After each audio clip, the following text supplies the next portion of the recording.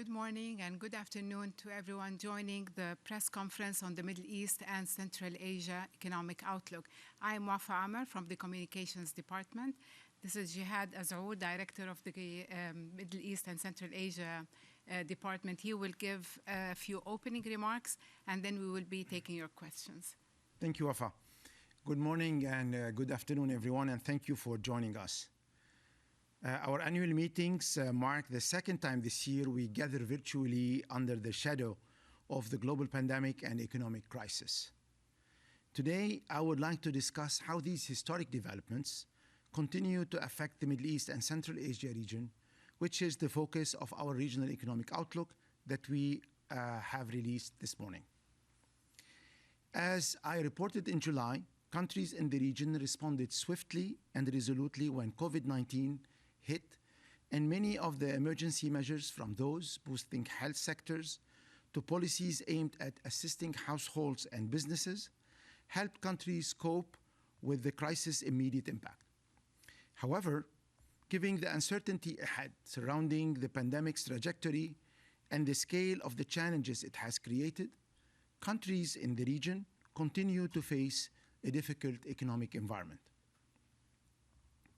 For oil exporters in the Middle East, North Africa, Afghanistan, and Pakistan region, growth is now projected at minus 6.6% in 2020, reflecting the combined impact of the decline in oil prices and production cuts and the lockdowns. In the MENAP oil importing countries, the benefit from lower oil prices are being mostly offset by hampered trade, tourism, and remittances, with growth in 2020 projected at minus 1%. And for the Caucasus and Central Asia, a contraction of 2.1% is expected for 2020, driven by the region's oil importers. The Rio discusses three key aspects of the crisis that could shape the region's future for years to come, and I would like to briefly discuss these now. First, the pandemic may inflict deeper and more persistent economic scarring than previous recessions in the region, given severe vulnerabilities entering the crisis and its unprecedented nature. In fact, it is estimated that the output in the region would return to trend only after a decade. Additionally, fiscal revenues in the region have declined sharply due to the lockdowns and the oil shock. This is occurring, of course, at the same time that a variety of fiscal measures have been employed to save lives and livelihoods. For instance, oil exporters are expected to experience a 224 billion revenue shortfall this year. The result?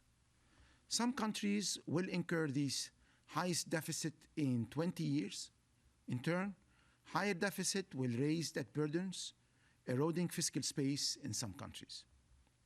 Lastly, the crisis has heightened corporate default risk and credit risk for banks in the region, with potential losses that could amount to 190,000 billion or 5% of GDP. If unaddressed, these developments may threaten financial stability and efforts for great financial inclusion. Addressing these challenges will be vital for the region. In the Rio, we outline a number of key policy priorities that countries should consider depending on their available policy space.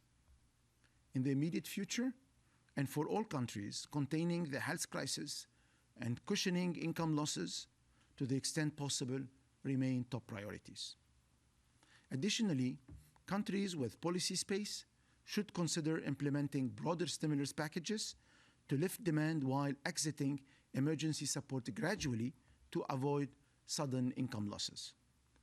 Countries with more limited space should focus on reallocating expenditures toward health, education, and critically needed social programs, while working to cut inefficient spending and increase tax progressively.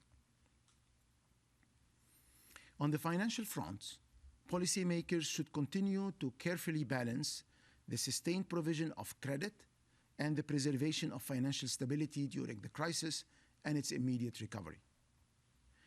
Fragile and conflict-affected states should be supported, including through grants and possibly temporary suspension of debt payments by official bilateral creditors. Beyond the recovery, countries will need to tackle legacies of the crisis, including elevated debt and eroded external buffers. In parallel, structural reforms should aim at expanding access to opportunities by investing in strong and climate-friendly infrastructure, broadening the reach of digital technology, and fighting corruption. In closing, I would like to note that the IMF commitments to the region is never stronger than in times of great challenge. So far this year, the fund has provided nearly $17 billion in financing to 14 countries in the region, increasing IMF's credit outstanding by nearly 50% relative to 2019. We will continue working with the authorities to provide policy advice, technical assistance, and financial support when needed. While we undoubtedly face many more difficult days, the goal of building inclusive, prosperous, and resilient economies through the regions remain within reach in the coming years, and we look forward to working together with countries in the region to achieve this goal. Thank you very much, and now I will be happy to answer your questions. Thank you very much, Jihad. Thank you. Could you please send your questions via WebEx? On WebEx, you can answer ask the questions in person or send a message. If you use the chat, you can send your question also via chat or raise your hand via chat. So we do have some questions now that were sent online. We're going to begin with a question from Egypt. We have several questions you had from Egypt. We will start with the question from Extra News Egypt TV channel, and it is from Dua Jad al-Haq. I will ask the question in Arabic. In your opinion, and as a partner in the Egyptian economic reform program, and after you expected growth to reach 2.8% at the end of the year and 5.6% by 2025, are these expectations a testimony to the solid monetary and fiscal policies in Egypt that allows Egypt to face the challenges that could lie ahead as a new wave is expected? There will be more questions on Egypt. Thank you, Dua. Let me clarify the growth expectations. It's 3.5 in 2020. The Egyptian reform program contributed significantly to improving the general economic indicators. Before the pandemic, the growth was 5.5%. The deficit declined. There was a great improvement in the monetary situation with the rise in reserves available to the central bank. The Egyptian government gradually expanded the safety nets to include more people through the Takaful and Karama program. These improvements allowed the government to stand up to the first wave of the pandemic. The Egyptian government adopted a number of measures, protective measures, health measures, and etc., and economic measures to support the economic activity, particularly since the Egyptian economy was considerably impacted by the impact of the pandemic, particularly tourism and exports. The IMF, as you know, Dua, contributed to supporting these efforts by two basic points. The first was the rapid funding, rapid finance facility, $2.8 billion paid in April this year, and was followed by another program to support the economic stability and boost the monetary stability and support Egypt as it continues its structural reform program. $2 billion, a total of $8 billion in assistance. We've seen an improvement in the economic indicators, and we expect growth to be better than expected. The balance sheet will see an initial surplus, and we've seen a major decline in inflation. However, there are challenges ahead. The first is to continue to defend against any additional pandemic wave. Second, boost stability, and more importantly, to continue and deepen the structural reforms that contribute to unleashing growth and giving a bigger role to the private sectors in the future. Thank you, Jihad. From Ahram Online, Dua Abdel Manam. What are the reasons for Egypt's positive economic outlook for 2020? That's it. I think I have answered in Arabic the same question. Egypt has, in the last 3 years, introduced a certain number of reforms that helped Egypt gradually reduce its fiscal imbalances, improve the broad economic situation, where in 2019 Egypt was able to reach levels of growth of 5.5%, and at the same time strengthen the monetary stability with a high level of reserves at the central bank. Of course, this crisis had a severe impact on Egyptian economy. It affected several sectors, including tourism, trade, and export industries. The government has reacted swiftly by introducing certain number of measures to protect lives through social and medical measures, in addition also to protecting livelihoods through various programs, including additional cut in interest rate by 300 basis points in April, followed by 50 basis points in September.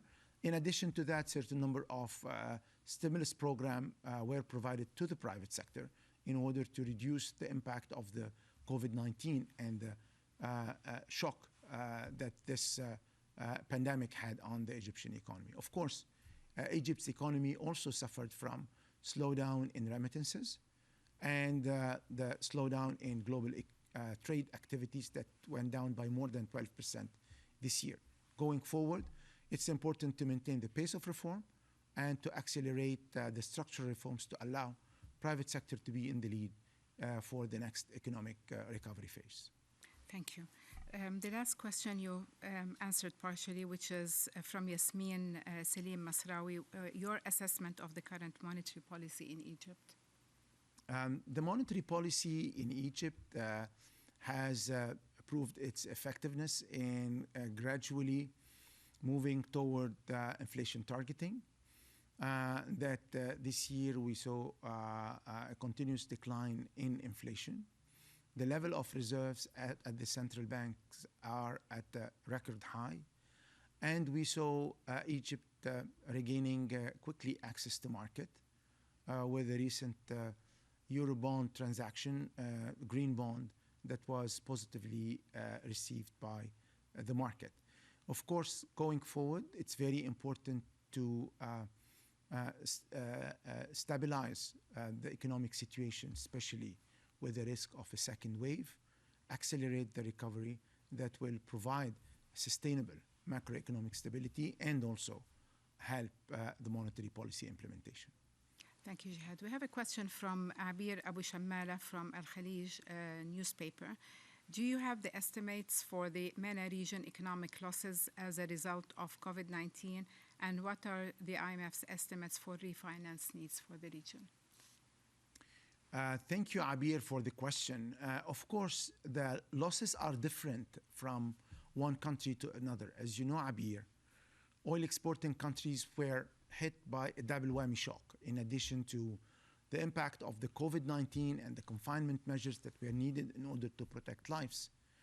The decline in global demand for oil that led to a sudden drop in oil prices, reaching levels were not seen in the last 2 decades.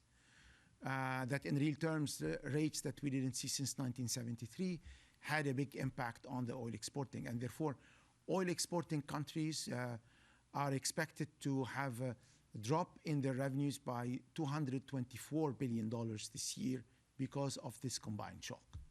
For the oil importing countries, the situation changed from one country to another. Countries where tourism and service industry are important, they could have a loss in output by, on average, 5%. That also could be the drop in job opportunities. For countries like countries in conflict or fragile countries that are dependent on the lifeline of remittances, the drop in revenues could reach double digit. And therefore, it's very important for those countries to keep the policies of protecting the economy from the scars of the pandemic, but also to start very quickly preparing for the recovery. Thank you. We have two questions from Jordan. The question from Youssef Damra, Al Ghad newspaper, and another question, same question from Raif Shia, Petra News Agency. Has the first review been completed, bearing in mind that the talks started almost a month ago? What are the main recommendations presented to the Jordanian side on the backdrop of COVID-19 pandemic? What is your assessment of the economic situation in Jordan? And lastly, what is the difference between the EFF and the RFI programs for Jordan? Thank you, Youssef, and Raed for these multiple questions. Let me start by the first one.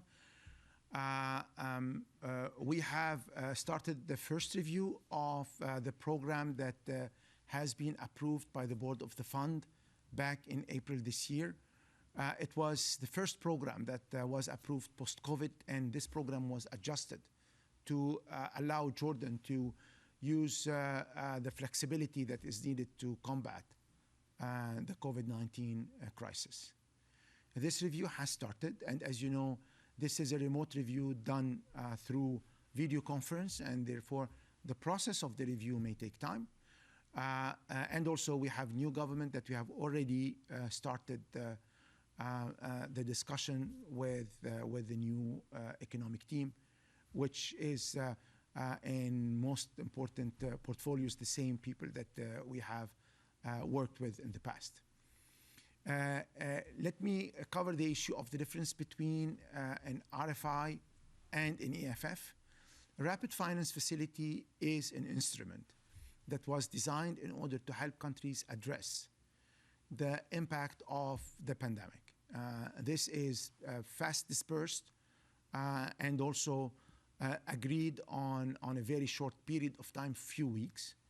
There is no reform-based conditions, but there are, I would say, requirements in terms of transparency to make sure that the utilization of those funds are dedicated to address healthcare, social issues related to fighting the pandemic. The EFF is more to support a reform agenda that the government in Jordan has designed and presented in 2019, if you recall, in London at the London conference. This program aims at achieving certain number of objectives. The first one is preserve macroeconomic stability by gradually reducing the level of deficit and curbing the debt dynamic, and also strengthen the monetary stability by strengthening the reserves of the central bank. This is the first pillar of the program.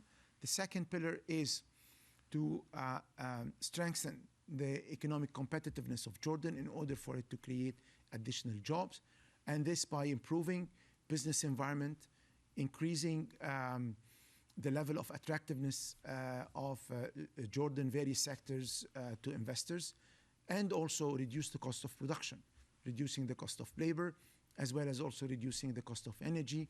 And this is why the reform of the NEPCO and the energy sector was a priority. Third pillar is the social pillar, is to strengthen and widen the social coverage in order for it to provide additional social protection and also to improve labor protection and labor market. Thank you. We go to Tunisia now. We have a question from Amira Mohammed from Mosaic Radio. ما هي توقعات الصندوق بالنسبة إلى تونس؟ What are your expectations for Tunisia at the end of the year? And could Tunisia in 2021 achieve a positive growth? And what is the fate of the negotiations between the central bank and the IMF? And what is the reason for the delay and how we can address it? As far as the expectations for Tunisia this year, it will be impacted by the COVID-19, which had hit several countries hard, including Tunisia, because of the need for protective measures to stand up to this pandemic. Countries in the region in general effectively managed and confronted this pandemic. The fatalities in the region were far less than more advanced countries. But there was an economic cost to these measures, a decline in the economy. The Tunisian economy will see a negative growth, 7% this year. Next year, it is expected to reach 4% positive next year. There's no doubt that the Tunisian government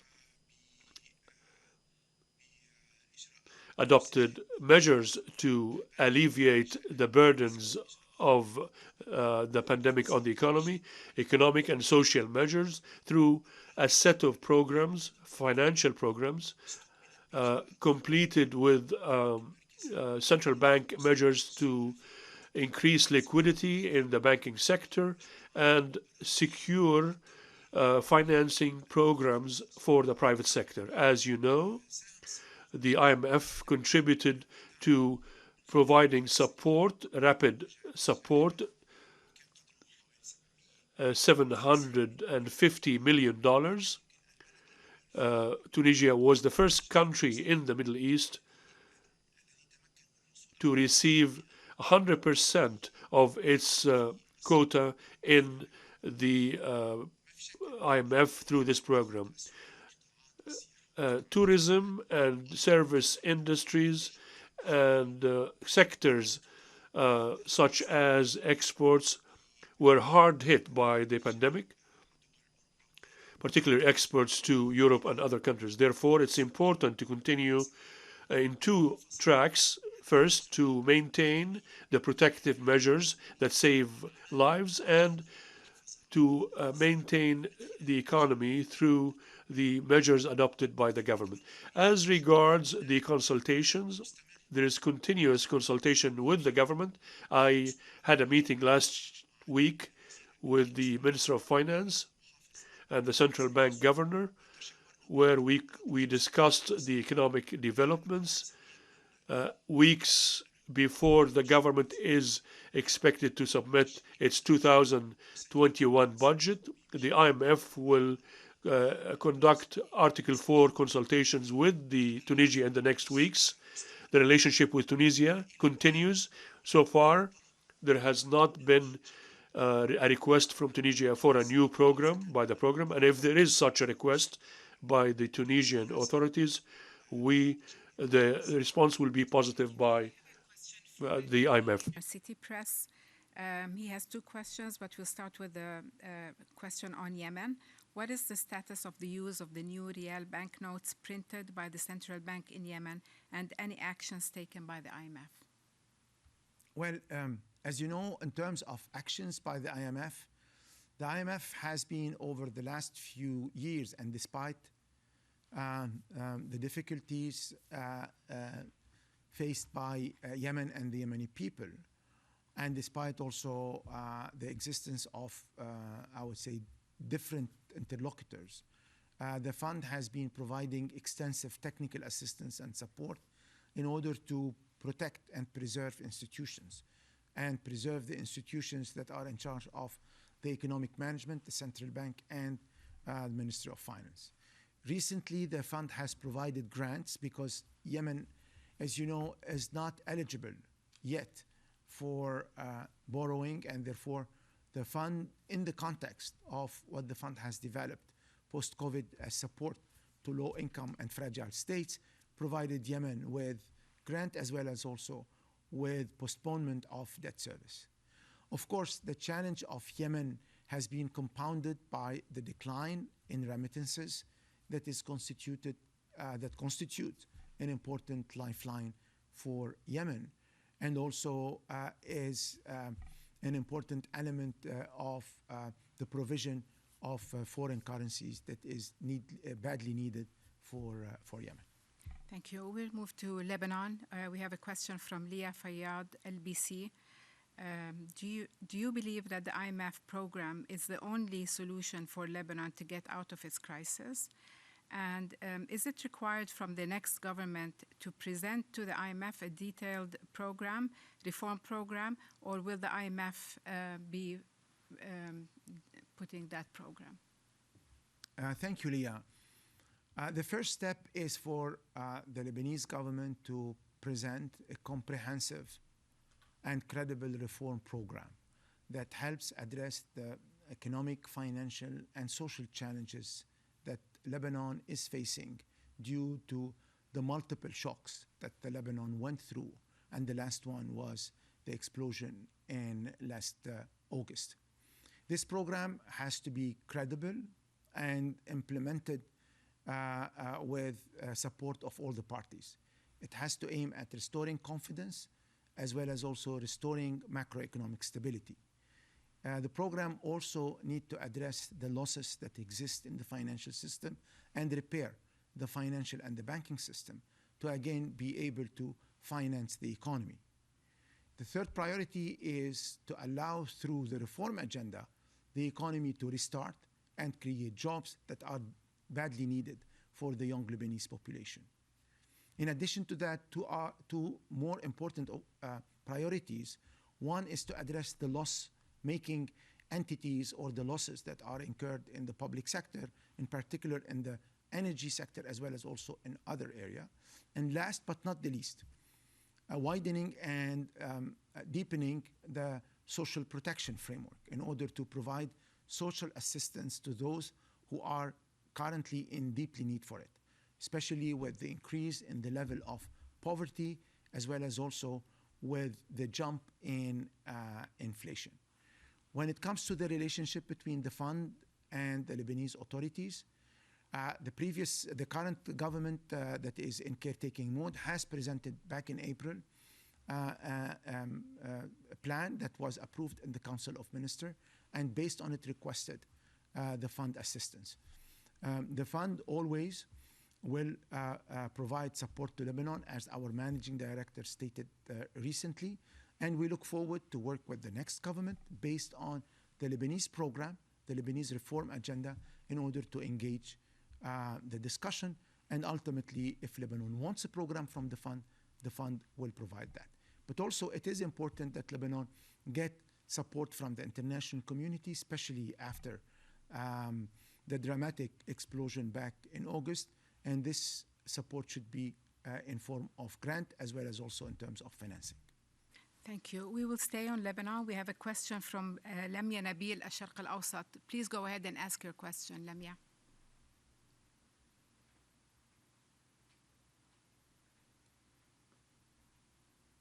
Hello? Lamia, we are listening to you. Go ahead, please. I have two questions. The first question about Lebanon. In your report, you are adding Lebanon to fragile countries.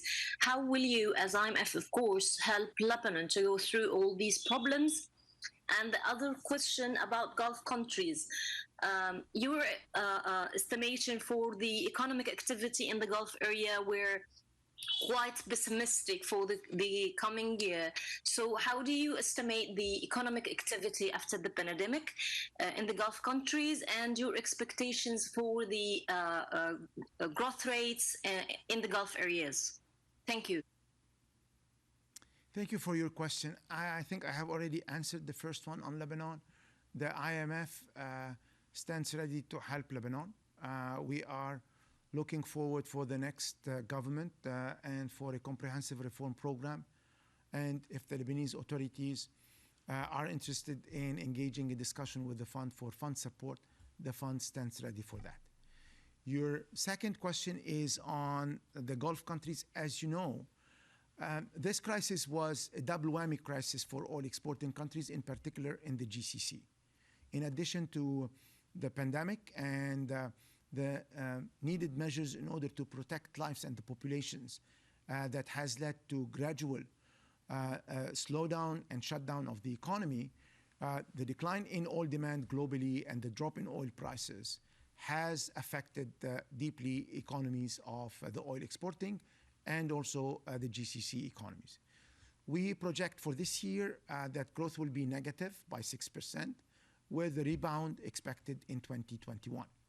And this drop in growth is because expectations for oil price for this year will be an average between $42 to $45, with a potential increase gradually after 2021. However, with the extension of the OPEC Plus agreement, oil production also has been limited. In addition, certain number of non-oil sectors like tourism, airline, logistics were affected by the impact of the pandemic. Of course, this outlook is subject to change, especially that we live in an uncertain moment, and it will depend on a risk of a second wave, a potential faster recovery in the advanced economies that could bring additional demand for oil and hence increase the price of oil. Thank you. So we have a question from Hagar Amran Forbes and David Barbuskia from Reuters on Saudi Arabia. So we're moving to Saudi Arabia before we move to the Caucasus and Central Asia. The question from Hagar is, Saudi Minister of Finance has challenged the IMF that the economy will perform better than the fund's expectation in 2020. Do you insist on your expectations for the Saudi economic contraction?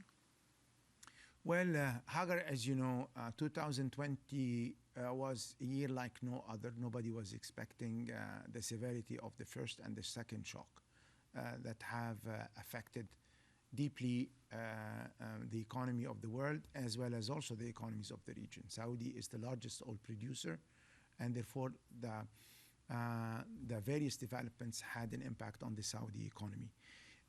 We have revised upward our revisions in October compared to July, and we expect that growth will be negative this year by 5.4% for Saudi, with a recovery in next year, where we expect growth to be in 2021 at 3.1%.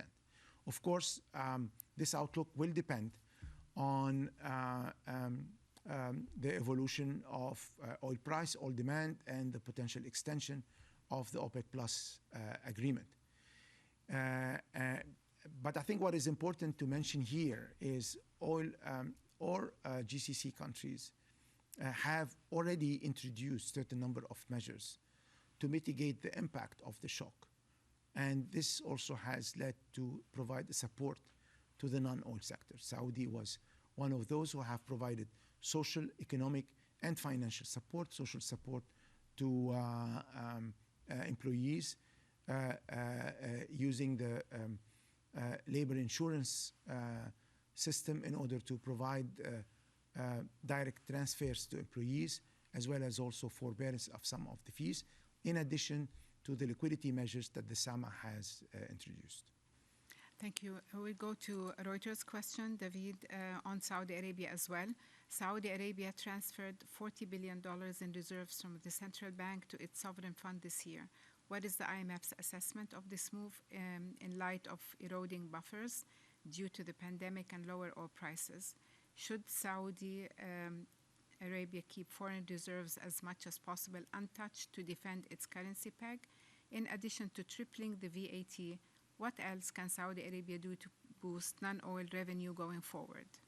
Should an income tax be considered in the medium term? David, on your first question is a technical question that it's only a transfer with the creation of the PIF between the central bank, the SAMA, that usually in the past was in charge of managing some of the reserves, and it's a technical issue. Your question on what are the additional measures needed, as you know, in our Article 4 in 2019, we have recommended that for the medium-term fiscal sustainability and in the context of the medium-term framework, diversifying revenues outside oil and based on the success of the various reforms that were introduced in the last 4 to 5 years, we recommended that gradually the value-added tax could be, in terms of rate, increased, and other type of non-oil revenues could be developed. Those recommendations are still valid as part of a medium-term trend, part of a fiscal framework that allow gradually reduce dependence on revenues from oil and allow government to have more flexibility on the fiscal side. When it comes to the last question, which was on... Okay, let me just get it. It's on the non-oil growth. On the non-oil growth, of course, the non-oil growth for Saudi was also hit by the various measures that were introduced to protect lives from the expansion of the pandemic. Religious tourism, as well as also other type of activities, had to be gradually reduced to protect the healthcare and social situation in the country. We start seeing, starting third quarter, a regain in activity with a gradual reduction in the stringency of measures, and also we start seeing a flow of people coming back to Saudi.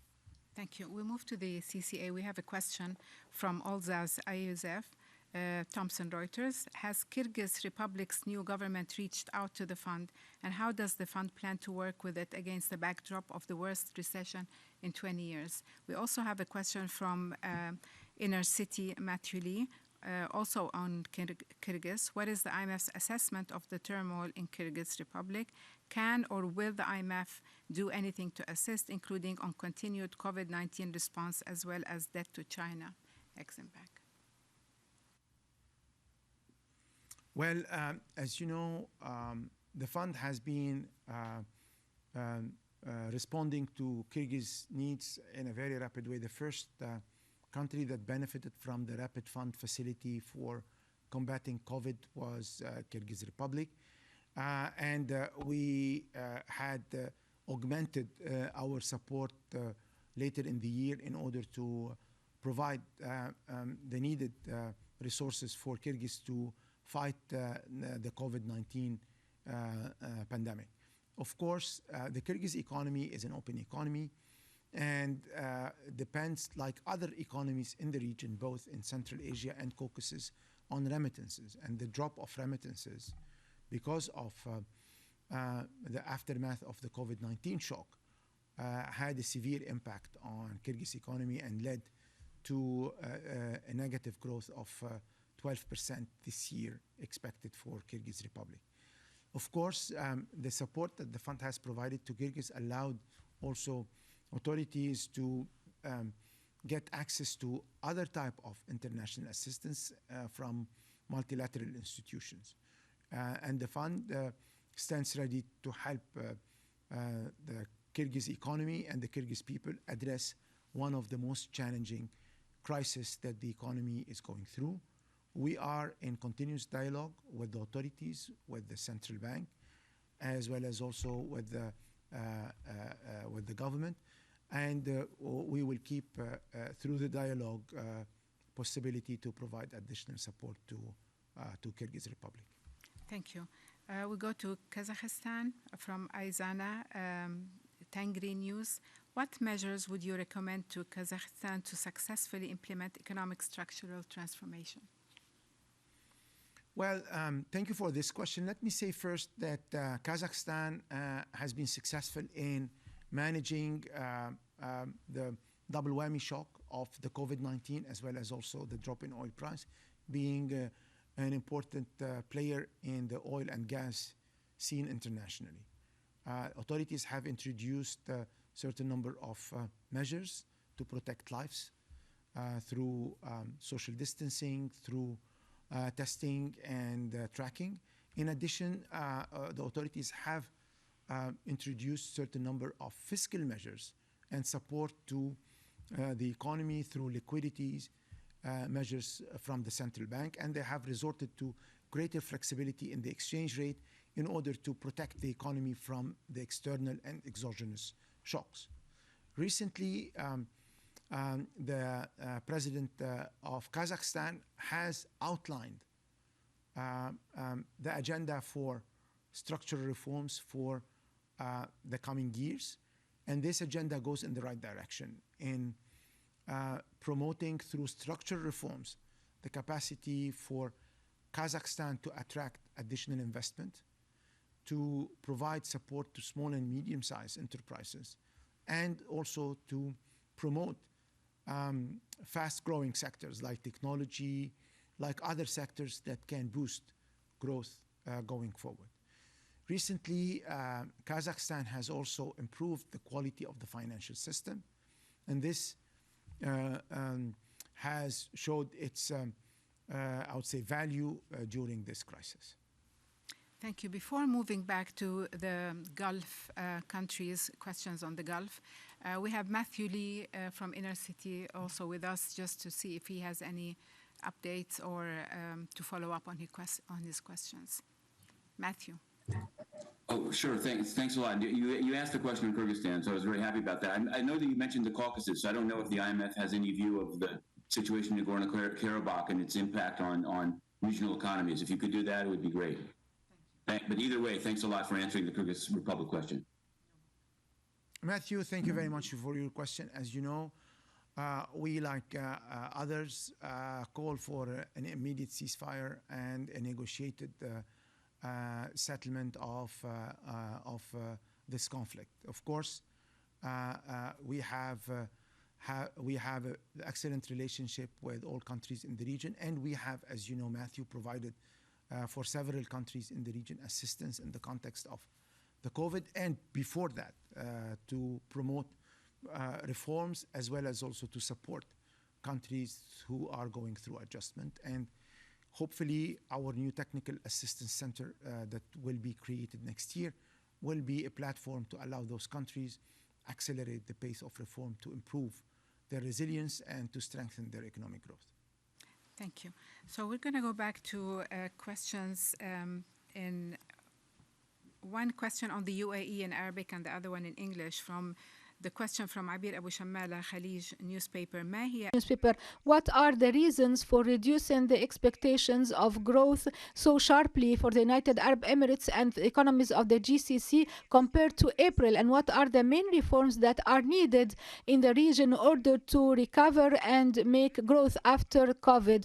When do you expect the region to recover completely from the repercussions of the COVID and the crisis? Thank you, Abir, for this question. As a matter of fact, the type of this crisis, which is unprecedented, that is witnessed by the global economy and the economy of the region, has led especially for oil exporting countries to face challenges that are very big to the rate of growth, because they have been affected by the decline of oil prices and also the reduction that has been done with regards to the levels of production exports of gas and oil. And also the government of the United Arab Emirates was one of the most serious governments and effective in facing COVID-19, and it has worked in a fast manner in order to take some measures to protect the citizens and to secure a high level of procedures and measures to lessen and mitigate the pandemic and its effects. The United Arab Emirates has developed a number of mechanisms to work which are unprecedented, not only at the level of the region, but also at the level of the world. It created mechanisms for protection and also mechanisms for follow-up. But no doubt that in the United Arab Emirates and its economy, it is the most diversified at the level of the region and the most open in the world.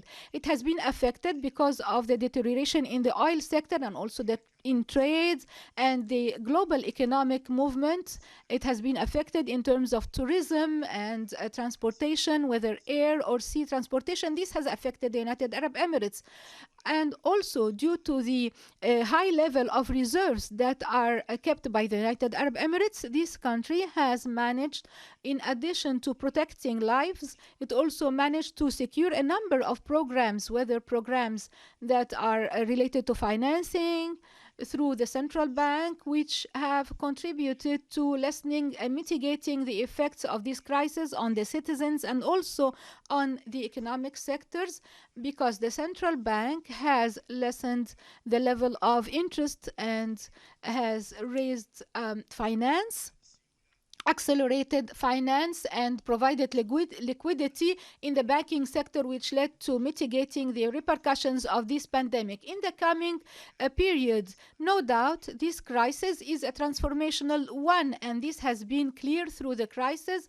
And it seems that there are many points that we can build on. Technology has proved effective and feasibility in contributing to facing this pandemic, and also it has proved to be able to adapt to the economy that will be created after the pandemic. Therefore, it is necessary to invest in all the mechanisms of remote education and technology that will help remote working, because the region is still weak compared the other regions of the world, and also investment in other technological sectors that are environment friendly. In addition to that, there is importance, we should attach great importance to deepening through financial inclusion at the international level to support SMEs and also startups that, due to the large number of educated youth in the region and in the GCC, these can be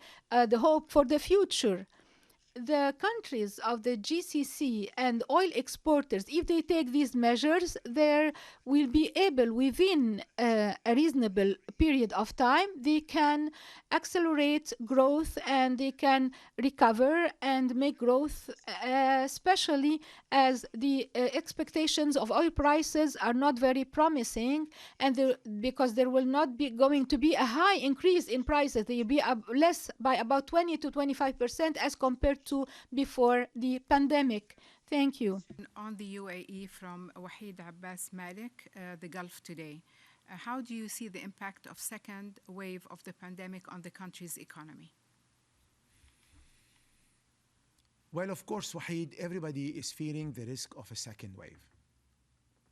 What one could say is countries have already learned from their previous experience and have improved the measures of detecting, testing, tracing, and treating the COVID-19.